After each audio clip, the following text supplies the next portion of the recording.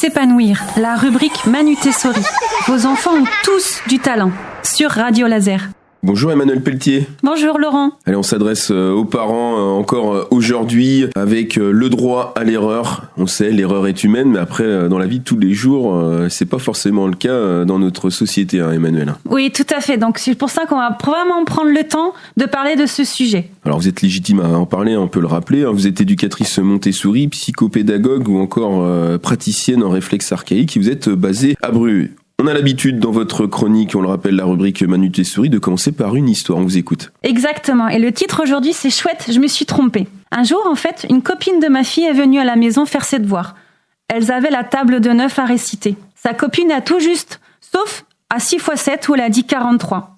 Et là, ma fille lui a dit « T'as une erreur, regarde, c'est pas 43, mais que c'est 42. » Et sa copine était vraiment déçue et démoralisée car elle devait en fait tout revoir.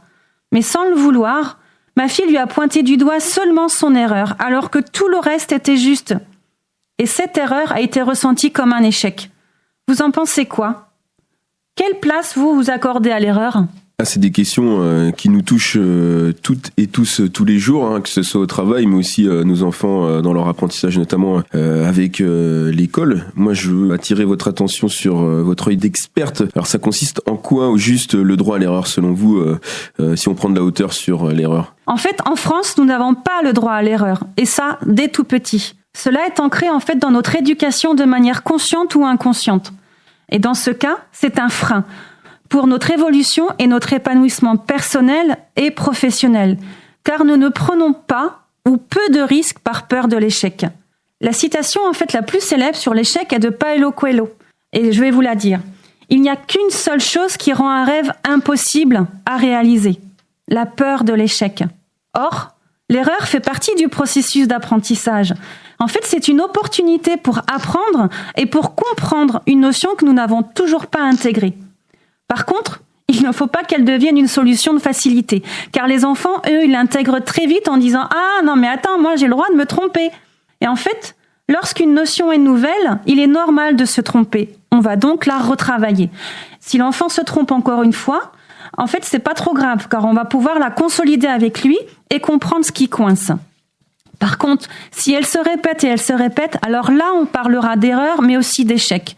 Donc, pour apprendre de ces erreurs, il faut se permettre d'en faire. Alors comment on peut faire comprendre à nos enfants et aux parents qui nous écoutent que l'erreur a toute sa place dans notre quotidien ? Pour ça, en fait, il y a plusieurs étapes. La première chose, c'est que je vais lui dire en fait qu'il a le droit de se tromper. Par exemple, tu sais, tu as le droit de te tromper. Tout le monde a le droit, même les adultes. Je vais ensuite l'encourager en valorisant ce qui est déjà correct, en disant par exemple « Bravo, tu as réussi 7 mots de dictée sur 10 ». Ensuite, je vais valoriser son processus mis en place pour résoudre ce qu'il devait faire, car nous avons tous un raisonnement différent pour arriver au même résultat. Par exemple, je vais lui dire « Tu es allé jusqu'au bout de ton raisonnement, bravo ». Et enfin, en valorisant les progrès obtenus par rapport aux fois précédentes. Par exemple, tu as vu comme tu as progressé depuis le mois dernier ? Puis, je vais l'amener à s'auto-corriger grâce à différentes ressources comme des outils pédagogiques, les dictionnaires, ses livres ou même Internet. Ou aussi en allant questionner les personnes de son entourage. Et en fait, en faisant tout cela, l'enfant sera beaucoup plus autonome et cela lui permettra de prendre ou surtout de reprendre du plaisir dans les apprentissages. Il faut absolument lui éviter toute forme de stress et lui montrer qu'il peut avoir confiance en ses capacités. Sinon, il ne sera incapable d'avoir accès à son raisonnement. Et on le sait que le stress est un facteur aggravant sur bien des choses, sur notre corps, mais aussi sur celui de nos enfants. Emmanuel Pelletier, à quoi ça sert de savoir que nous avons le droit d'ailleurs de nous tromper ? C'est aussi bien de le dire. Oui, tout à fait. Et de le comprendre surtout. Tout à fait. Donc en fait, ça a un impact immense sur notre façon d'être et d'agir au quotidien, qu'on soit à l'école ou à la maison. Lorsque nous nous autorisons à nous tromper, la confiance en soi et l'estime de soi augmentent car nous osons faire en fait des choses. Ensuite, la motivation prend également toute sa place. Et enfin, la persévérance est aussi bien présente. On a envie de réussir, et d'aller jusqu'au bout des choses qu'on entreprend. J'ai vraiment constaté quand j'étais un professeur des écoles qu'il y a trop d'enfants qui sont en échec scolaire par peur de se tromper ou de se faire gronder. Ils craignent la sanction. Par exemple, ils craignent vraiment la sanction ou ce qu'on leur dira. Ils sont comme paralysés en fait. Et à l'inverse, il y a des enfants qui ont énormément de capacités, mais qui ne se lanceront jamais dans quelque chose qu'ils ne maîtrisent pas. Pourquoi, à votre avis ? Et en fait, c'est à cause de la pression. On leur dit « Mais c'est trop facile pour toi. Pourquoi tu te trompes ? Tu devrais y arriver pourtant. » Et en fait, à ce moment-là, notre emprise est telle que nous empêchons les enfants de tester des choses. Et j'aimerais vraiment qu'on prenne conscience que notre avenir d'adulte est fortement influencé par notre vécu d'enfant. Alors, je vous pose une question. En tant qu'adulte, comment vivez-vous le fait de vous tromper ? Quels sentiments ressentez-vous à ce moment-là ? De la joie, de la crainte, de la frustration, de la colère ou même de la peur d'avoir mal fait ? Donc, que voulez-vous vraiment transmettre à vos enfants ? Je pense que, comme la plupart des parents, du bonheur. Oui, c'est l'essentiel. L'essentiel. En conclusion, le droit à l'erreur pour les personnes qui viennent de nous retrouver, mais pour aussi synthétiser votre propos. Alors, je voudrais juste prendre un exemple.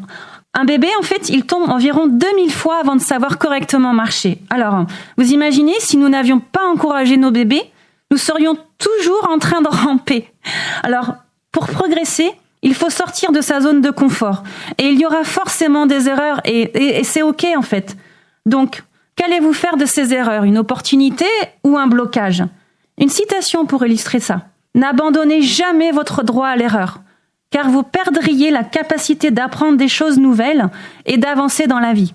Donc, pour moi, il y a 3 points à retenir. L'erreur fait partie du processus d'apprentissage. Elle nous permet de persévérer et de mieux comprendre les choses. Et elle nous permet enfin de prendre confiance en soi. En ce qui me concerne, en ce moment, je sors vraiment de ma zone de confort en vous proposant ces chroniques. Est-ce qu'elles vous plairont ?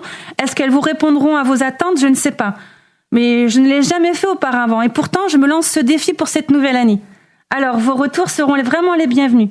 Merci à vous, Emmanuelle Pelletier. D'ailleurs, on vous retrouve sur les réseaux sociaux. On peut peut-être les mentionner avant de se quitter. Oui, tout à fait. Vous pourrez me retrouver sous l'entité Manu Tessori sur les réseaux LinkedIn, Instagram et Facebook. On vous retrouve également sur Rue où vous êtes éducatrice Montessori, psychopédagogue et encore praticienne en réflexe archaïque. On vous retrouve très bientôt sur l'antenne de Radio Laser. Merci beaucoup. Au revoir. À très bientôt. Au revoir.